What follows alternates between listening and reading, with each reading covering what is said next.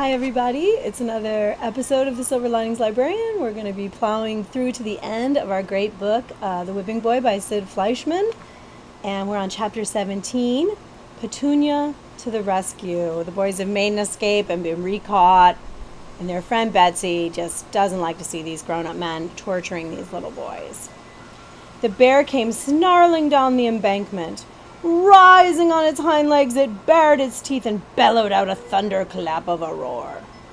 Cutwater dropped the prince and was off like a greyhound. Hold-your-nose Billy, his eyes round as snowballs, went charging off into the river. He raised a great splash, and if he didn't know how to swim, he learned instantly. Jemmy had reared back, but now Betsy gave a whistle, and the bear stopped in its tracks. "Good boy, Petunia. That'll do, darlin'." She slipped the rope back around the bear's neck. Then she bent over the prince. "The low-down bullies, laying stripes on a boy's back."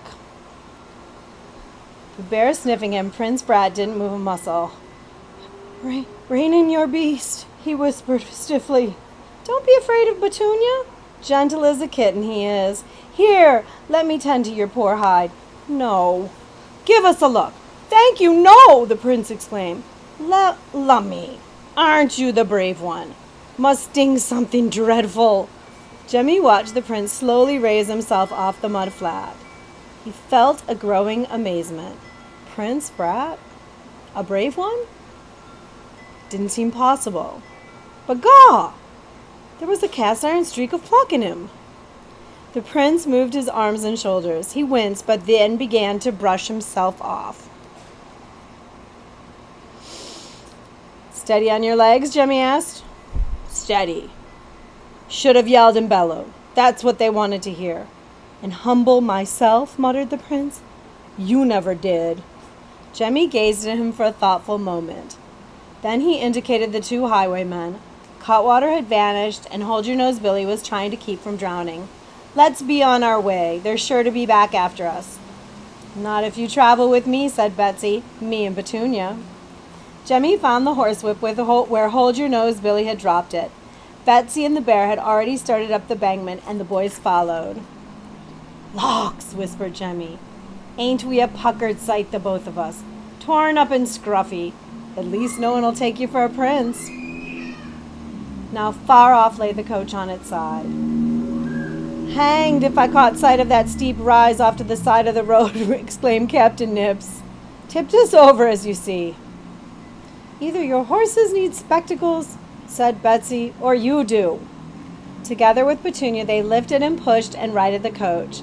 They piled in and were off. Betsy and her dancing bear rode inside with the prince. Jemmy decided to sit with Captain Nips to watch for road hazards. They reached the city without further incident, except for being stopped by soldiers.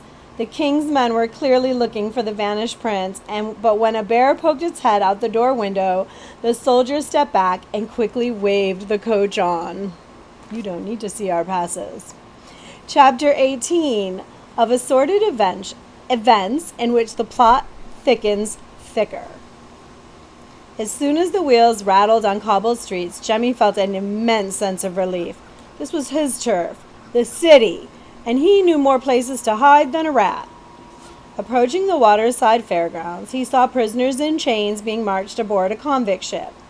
It lay in sharp contrast to the festive stalls and banners of the fair.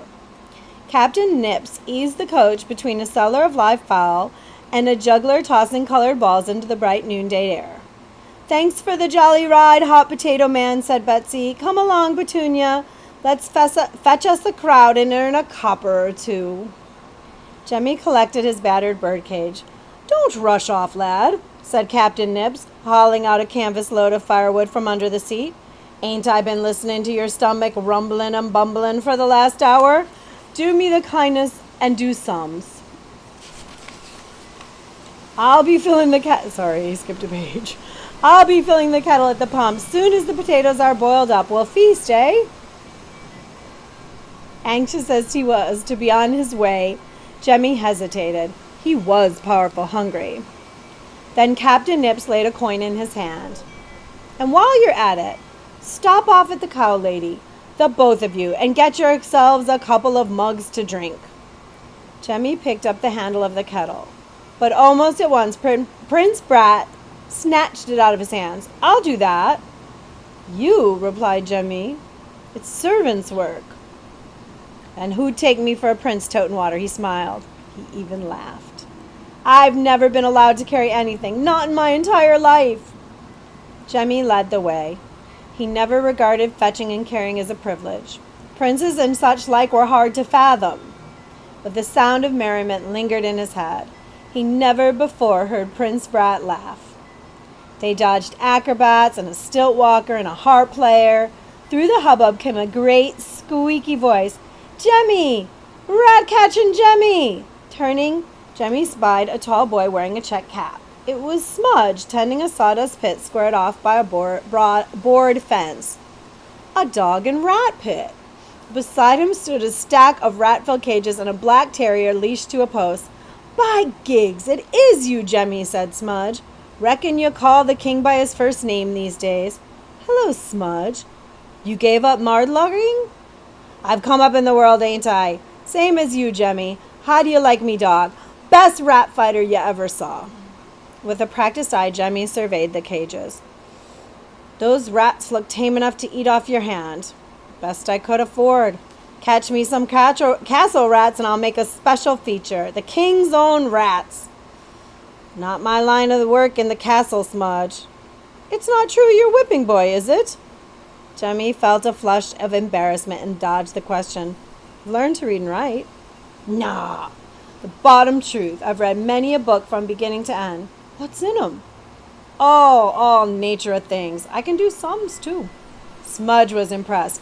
"Ain't that a wonder? I never heard of a rat catcher could read and write and do sums. It don't fit.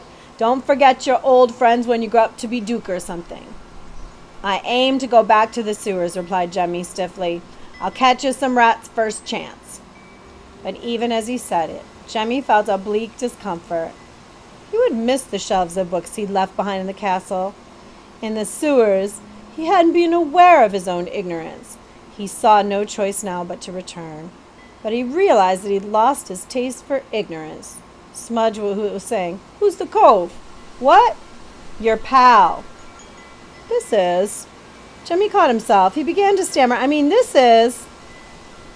The prince answered for him. "Friendo Jemmy's the name."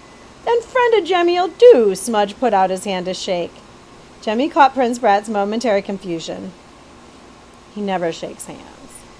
"Course I do," said the prince with a quick grin. He took Smudge's hand. "Glad to shake your hand, Smudge." "Likewise." And Jemmy dragged the prince away. Smudge had committed a terrible offense. No one was allowed to shake hands with the prince. "Why did you do that?" "'Cause I've never shaken hands before." "Could be hung for less." The prince was staring at his hand. Felt friendly, trusting. "I may introduce the practice at court if I become king." Jemmy's ears pricked up. "King, is it?" he thought. "So it was just bluster that you might never go back to the castle. Gaw! Hope you don't want to learn to catch rats first." Moments later, they came to a stout old woman with hands as gnarled as tree roots. Beside her, munching grass, stood a cow with a brass ring in its nose. "New milk!" the cow lady called out. "New milk, fresh from the cow, best in the lamb, new milk." Jemmy handed over the coin. The milk lady fished 2 mugs out of a tub of water, sat on a stool, and began to milk the cow directly into the mugs. Her aim was as skilled as an archer's.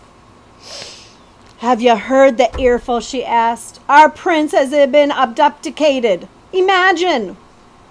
"Imagine," the prince replied coolly. She was looking directly at him. "Our poor darling king," she went on, "weeping his royal's eyes out, no doubt.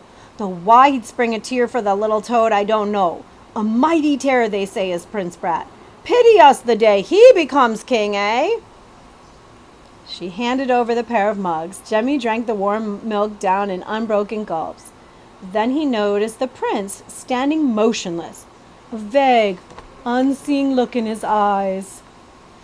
For certain he knew everyone called him Prince Brat behind his back, didn't he? "Drink up, lad," said the cow lady. "My stars, I've never seen such rags on a boy. They look like cast-offs from the old clothes man. She gave out a joking laugh. Drink up before you scare off business. The prince drained the mug and shuffled away. As they filled the potato kettle at the pump, he looked at Jemmy. Treasonous old woman. I could have her tongue ripped out for lying. There was no steam in his voice. Taking a whipping was bad enough, but to learn that his subjects dreaded the day he'd grow up and become king had deeply shaken him. She meant no harm, Jemmy muttered, keeping his eyes alert for soldiers. Is that what they call me? Prince Brat? Jemmy nodded. Does everyone hate me? More than likely. What about you? Jemmy hesitated for a moment. I did. But maybe I don't. Jemmy couldn't sort out his feelings. The pot's full. Let's go. It took the two of them to carry the iron kettle, now full of water. They passed a magician with a bald head, a street fiddler, and an umbrella seller. His wares opened around his feet like black silken mushrooms. Suddenly there loomed up a soldier on horseback, his eyes on the search. There was nothing to do but brazen it out. Jemmy took a tighter grip on the handle, but was ready to fly if he had to. The soldier passed by with only the merest glance. What was he looking for? A prince in fine velvets and a crown crooked on his head? Was it clothes that made a prince, Jemmy wondered, just as rags made a street boy? He had a notion that the prince felt secretly disappointed not to be recognized by any of his subjects. Wasn't he getting his head stuffed with surprises? Before long, potatoes were boiling in the pot. Not far off, Betsy had drawn a crowd with Petunia, now balancing a gentleman's hat on his nose.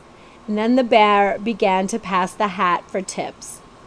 Jemmy no longer felt the slightest concern about the soldiers. He had no doubt that Hold-Your-Nose Billy would trace him and the prince to the fair. Hadn't they fallen into the company of a girl with a trained bear? Where else would she be going? Finally, Captain Nips began spearing boiled potatoes, and Betsy returned with Petunia. Oh, we could eat a bushel, she exclaimed, jingling a handful of coins. Courtesy to fellow artists, said Captain Nips, refusing the money.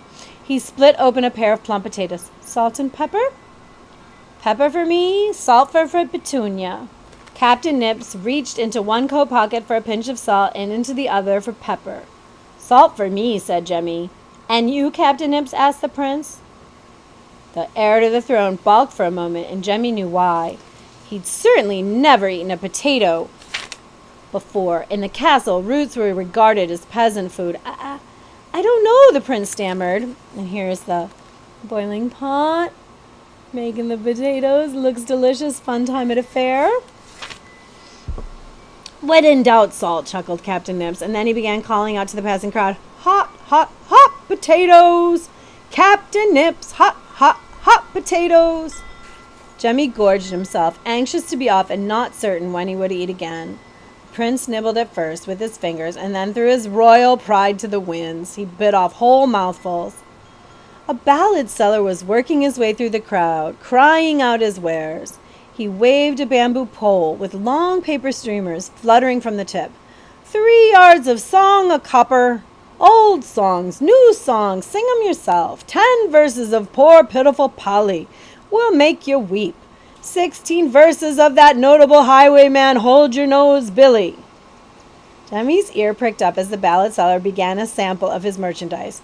Hold-Your-Nose Billy, a wild man he is. Hang him from a gallows tree. Here he comes, there he goes. Don't forget to hold your nose. The street song had once amused Jemmy, but now he only looked around and sharpened his eyes. He wiped his hands on his sleeves and turned to Captain Nips. Thanks for the grub, sir. Where are you off to? Asked Betsy. Here's the place to put a jingle in your pockets. Can't you turn cartwheels or something? I catch rats, Jemmy said simply. Rats? Betsy made a face. What on earth for? There's good money in sewer rats. The meaner the better. My eyes, exclaimed Betsy. Don't you get bit? Many a time, said Jemmy. Captain Nooks cocked an ear. What's that running patterer yelling about? A crow-like voice pierced the air, and then the news seller appeared, his tongue wagging like a bell clapper, a bundle of broadsides under his arm. Prince sold to gypsies. True and genuine facts. Ink still wet. Whipping boy charged with dastardly scheme. King offers reward for the unspeakable rascal, dead or alive. Full description. Get your copy, keep your eyes peeled, and catch the reward. The running patterer was selling his broadside almost as fast as he could yell. The facts were cockeyed, but Jemmy grabbed his birdcage, backed off, and was gone. So, 2 more chapters, and we'll read them tomorrow, and I'll load them up so we can get the book finished before the end of the official school year. Have a great day, everybody.